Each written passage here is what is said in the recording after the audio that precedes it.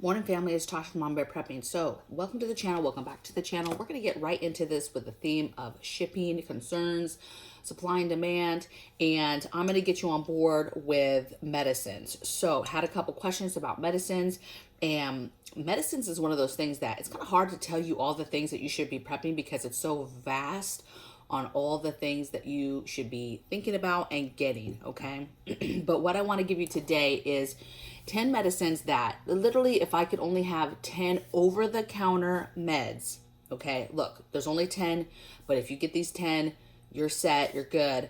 I would do that. And then I would fall back, on herbal stuff and other things and other options, okay? But these 10 cover a wide variety of things. They're your everyday things that happen in an average, everyday home, right? Within a year. And so I just think that these are important. I want to put a disclaimer, you guys. I'm not a doctor. I'm not a nurse. I'm not any of that stuff. Okay. So you need to talk to your doctor. You need to talk to whoever it is you need to do research. But this is all over the counter items to take care of everyday symptoms that the average person comes across. Okay. And so especially if you are a brand new prepper and you are trying to figure out, okay, I keep hearing everybody say meds. I keep hearing everybody say stack meds, stack meds, stack meds, but I don't know what that means past having some Tylenol, you know what I'm saying, in my pantry, okay? So I'm going to give you 10. And then you can do research. And of course, this is not on all lists. You're going to continue to branch out. But again, if I can only have 10, this is the 10 I would have. And if you're a brand new prepper and you're starting, I would make sure that you get these 10 in your supplies, and then you can branch out to the other things that you need. Okay. And as always, I'm going to go over these 10 and then I'm going to give you some tips at the end of the video. So please stick around.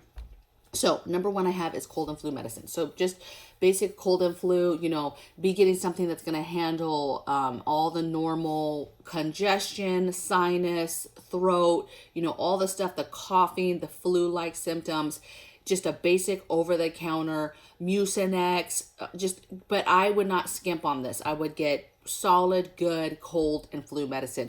Whatever works and has worked for you and your family in the past to really nip stuff in the butt, that is what you're going to want to invest in. You're not going to want to skimp in this area. And so you get a very good cold and flu medicine, okay? Number two is aspirin. So having a good baby aspirin, whatever, it can be life-saving for anybody that has heart problems, palpitations, any of that stuff, okay? Have aspirins available, okay? There's so many people in the world that have like high blood pressure and hypertension and all of that stuff. And so, having aspirin, baby aspirins are vital, I think. I have a ton of aspirin in my preps. Number three, this is a kind of a small prep, you guys, and you might be surprised that this is on the list, okay? And it could be maybe considered, medicine slash medical equipment or stuff. It's not really equipment, but it's Neosporin. So I think that cuts and abrasions kill people all the time. And so a simple cut, if not cleaned and infected and then treated in a way to help it heal the fastest, it can really go bad for you. And so having a good Neosporin to put on cuts before you bandage yourself up is very, very good. Now I get it for very big wounds and things like that.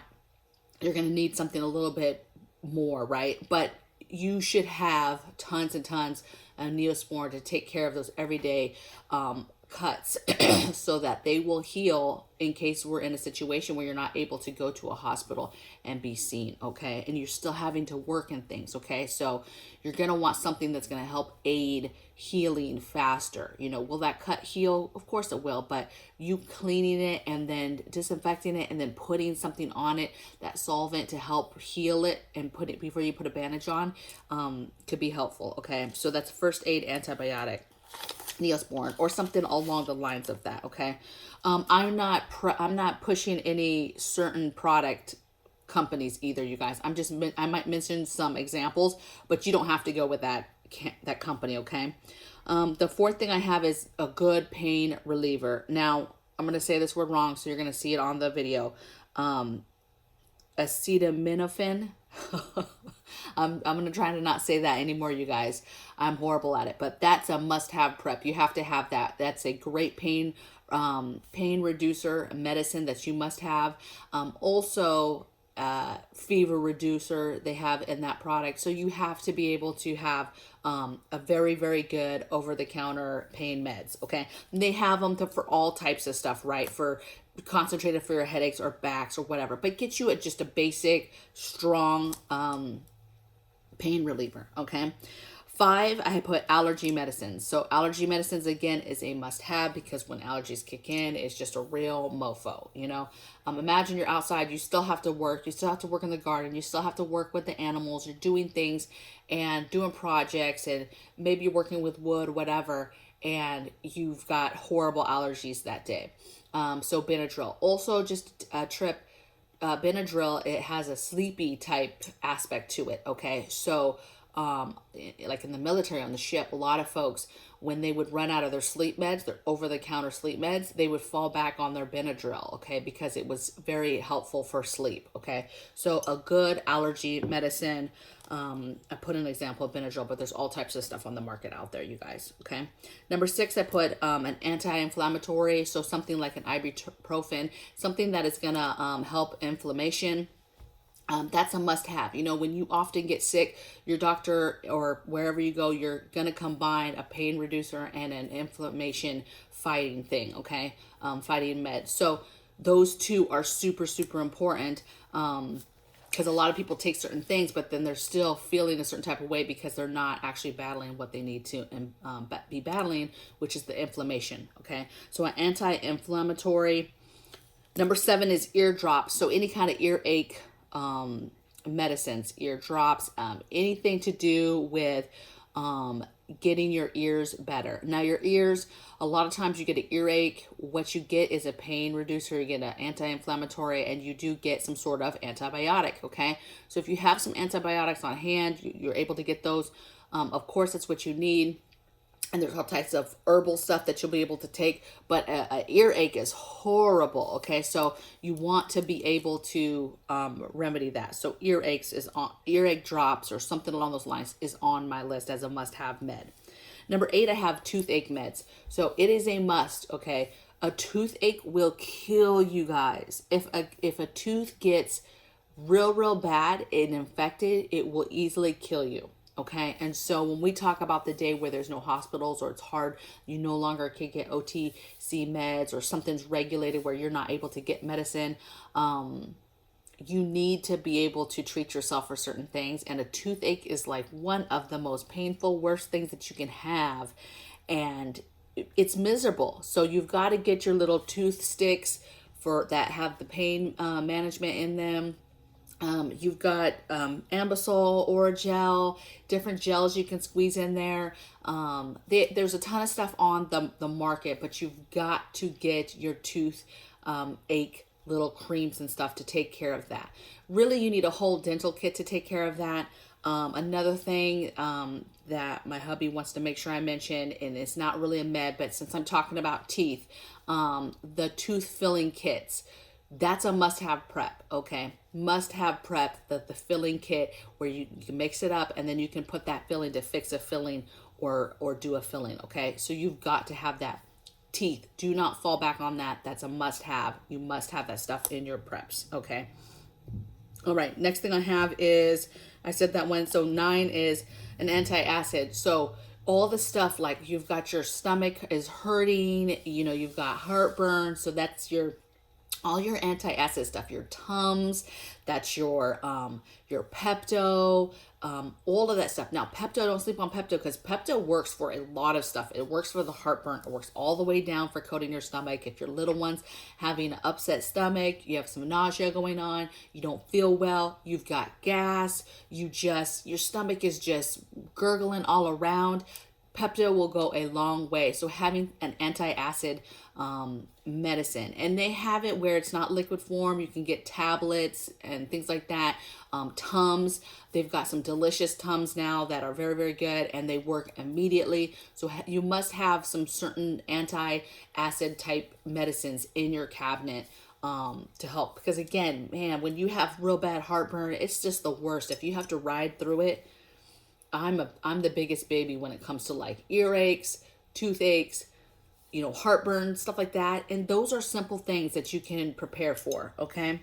Next thing I have is everything to do with bowel movements and all that stuff. So I'm talking about meds for anti-diarrhea, right? I have meds for constipation, you can't go, milk of magnesia, Imodium, magnesium citrate is one of my favorite ones for loosening bowels.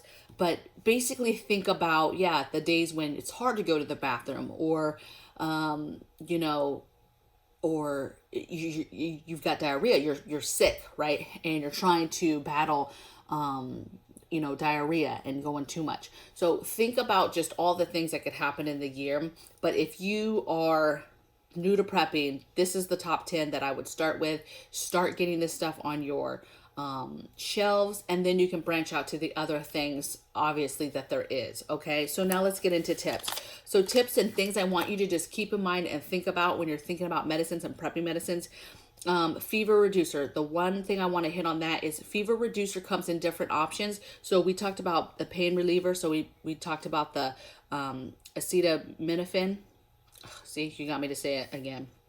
And the anti-inflammatory, so an ibuprofen. You can find a fever reducer in both of those. Okay, so in one of those medicines, be getting your fever reducer for your family, right? Make sure that you have that covered down in one of those areas. Okay, so fever reducer covered down.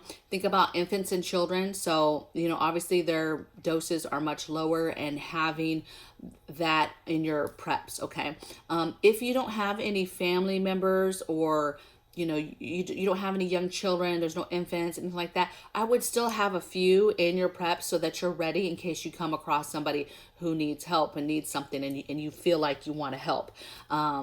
Or you take in somebody that you're like, okay, so you have stuff.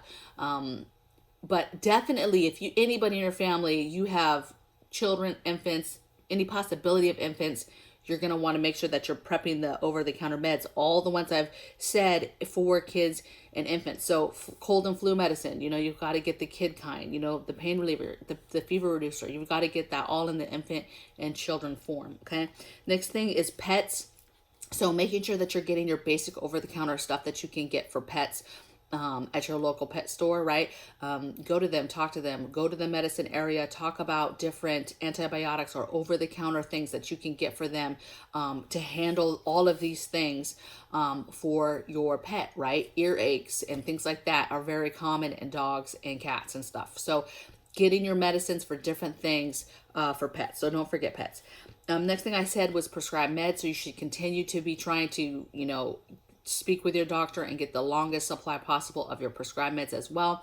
But be researching one day, if you cannot get prescribed meds, which over-the-counter meds will work for what your, ailment is, okay? For what your symptoms are. What are the herbal and holistic options for that prescribed medicine, okay? But in the meantime, while you can still get those, be continuing to get them and always fill them on time, so that if there's even slightly a chance that you have any left over, now that's an overage that you can put to the side, okay? Even if we're talking about 1 or 2 pills over because it's time to fill it, that's 2 pills over that you can put to the side, okay? So think about that stuff if you have prescribed meds. And then be thinking about herbal options. I just talked about that, right? Holistic options, tinctures, different things that you can put together or that will help these ailments. Okay, I did a video a while ago. I'll try to make sure that I put it up, but it was basically a list of natural antibiotics to help that you could then take it over the counter and then make some sort of tea or have a tincture where you basically could drink something holistic to help fight and battle what's going on with your body. Okay, so be researching herbal options and get your books, you guys. Get your books on herbal stuff, holistic stuff. Get your books on medicines, what different things do things. Sometimes as simple as food.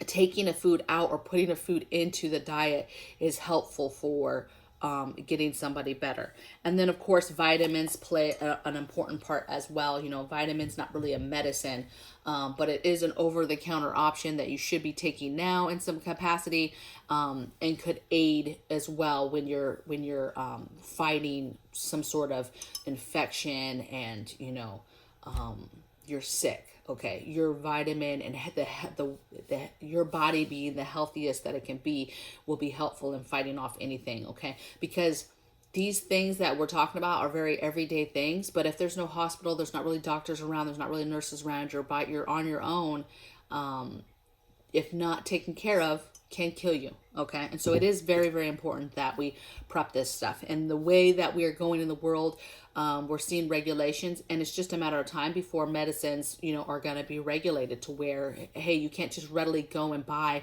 over-the-counter stuff, whether that's because of shortages or whether that's just because they want to have a better control of the medicines. I don't know. But that someday it's going to be regulated more. Okay. It's just the natural way that we've been going in this country with different things. All right. So let me know in the comments below. I'm sure it's going to get flooded and inundated with all types of people saying, hey, make sure you get this med, make sure you get this, make sure you get this. And that's fine. Again, remember, you guys, this is just a list of 10, but this is the 10. If you said, Tasha, you can only have 10 over the counters, which ones do you want? These are the 10 areas that I'm hitting, okay, first. And they are the first 10 things and probably the areas that I have the most of meds. And then as you learn things or realize you need something else, then you'll add that to your preps, okay? You'll add that to the list, your own list. This is not an all-inclusive list, okay? And I will see you guys tomorrow in the next video. Take care. Bye.